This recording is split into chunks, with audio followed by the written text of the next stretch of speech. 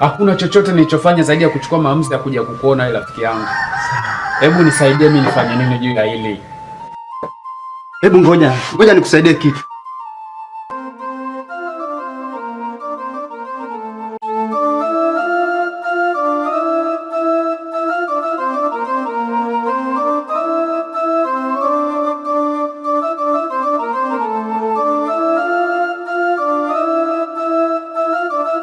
Sabia mpaka 5. 1, 2, 3, 4, 5, 6. Unaitwa nani? Na wewe? Oli. Oli wewe. Karibu. Oli. Karibuni. Sana. Karibuni.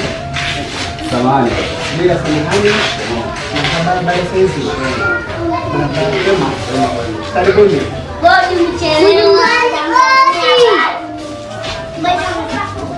Tulikuwa na mazungumzo na wewe, kama utayari sisi tunaweza tukasogea nje. Hapana, naona hata hapa panastahili tu kufanya mazungumzo yetu, sababu hao ni vijana wetu na hawana matatizo. Tutawanyamazisha tu, watanyamaza, tutasikilizana. Mimi mwanao nipo kwenye wakati mgumu sana baba wangu. Niliamua kwenda moja kwa moja kwa kina Dodo. Ila kabla sijafika nilikutana njiani. Kiukweli kwa muonekano niliomuona nao ule, niliumia sana baba. Alafu cha ajabu, Dodo kanikataa mbele za watu. Anadai mimi sio mume wake. Baba, mimi Dodo sijampa talaka. Dodo anadai mimi nimempa talaka 3. Kitu ambacho sijatoa. Nisaidie baba kwa hili. Basi usiwe na wasiwasi, mimi hilo zoezi nitaifanya. Ila ombi ninayokupa, nenda kakutane na mshenga wako.